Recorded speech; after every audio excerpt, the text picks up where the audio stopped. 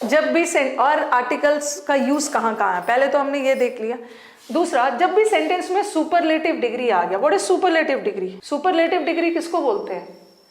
Superlative degree is the highest degree of comparison, जब तुलना दो से ज्यादा के बीच में हो रहा है। जैसे बेस्ट, ठीक है, बेस्ट, वाइजेस्ट, बहुतों के बीच में वाइजेस्ट है, स्मार्टेस्ट है। Whenever in a sentence you have superlative degree, तो उसके साथ आर्टिकल लगता है। कौन सा आर्टिकल लगता है? द लगता है, the.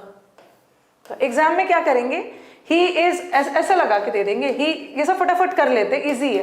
He is a best boy, ऐसा लगा देंगे, क्योंकि मैं स्पेसिफिक बॉय की बात कर रही हूँ ना, जो बहुतों में सबसे बेस्ट है। तो स्पेसिफिक की बात कर रही हूँ, बहुतों में से सबसे बेस्ट, और जब भी स्पेसिफिक लगाते हो तो द, इसलिए सुपरलेटिव के पहले the. She is the tallest girl नहीं, टॉलेस्ट नहीं होगा, द। तो जब भी ये सब सुपरलेटिव डिग्री है, सुपरलेटिव के आगे द क्यों लगाते हैं? कि डेफिनेट करने के लिए। बेस्ट है मतलब बहुतों में से खास वही है जो बेस्ट है, तो खास बनाने के लिए द लगाना होगा ना। नेक्स्ट, जब भी सेंटेंस में ऑर्डिनल्स आ गया, ऑर्डिनल्स किसको बोलते हैं? Ordinals comes from the word order. Order करना मतलब फर्स्ट, सेकंड, थर्ड, ये सब ऑर्डिनल्स। जब भी सेंटेंस में फर्स्ट, सेकंड, थर्ड ऑर्डिनल आ गया ना, इसके पहले भी द लगाओ। कभी जैसे यहाँ पे ऐसा लगा देंगे, ही हैज रेड, या ही लिव्स, या he stays on a second floor.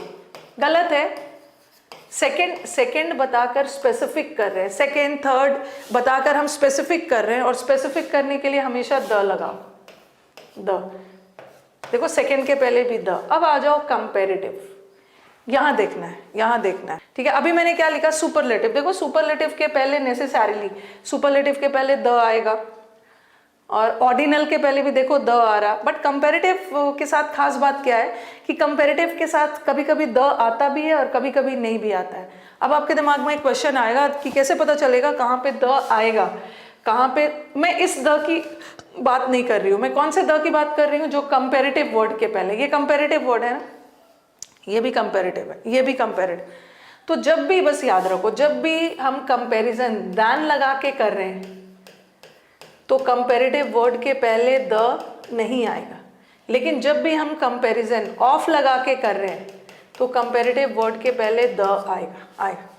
Okay, ये याद रखना है। ओके, चलो देखो, he is the better of the two boys, और he is the better than the two boys, which one is wrong? Yes, here the comparison is made by using of ना। जब of लगा के comparison कर रहे हैं तो the correct है, but he is the better than the two boys नहीं हुआ, यहाँ पे द हटेगा। देन लगा के कंपैरिजन हो रहा, द मत लगाना। कंपैरेटिव के, अभी तो मैंने बोला कि कंपैरेटिव डिग्री के पहले द लगता है, कब? जब हम कंपैरिजन ऑफ लगा के कर रहे हैं, बट जब हम कंपैरिजन दैन लगा के कर रहे हैं तो नहीं लगेगा। But many a times it happens कि in a sentence you have comparative degree but you don't have of और दैन।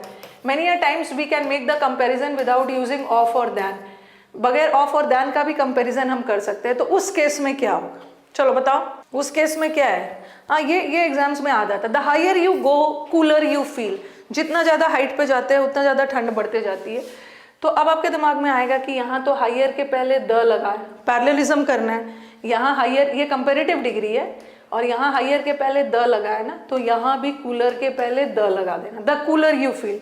देन कुछ बच्चों के दिमाग में ये भी क्वेरीज आएंगे कि मैम ऐसा भी कर सकते हैं कि यहाँ द नहीं लगा है तो यहाँ का द हटा देते। नो, इन दिस केस आपको दोनों के साथ द रखना जरूरी है, द रखना जरूरी है। ओके, रखोगे। Greater the demand the higher the price. जितना ज़्यादा डिमांड बढ़ते जाता है उतना ज़्यादा प्राइस भी बढ़ते जाता है। चलिए आंसर बताइए। सेशंस अच्छे हैं, लग रहे हैं, लाइक कर देना। दोनों के साथ कंपैरेटिव रखना है, दोनों के साथ रखना है। तो the greater the demand the higher the price. The more electricity you use higher your bill will B.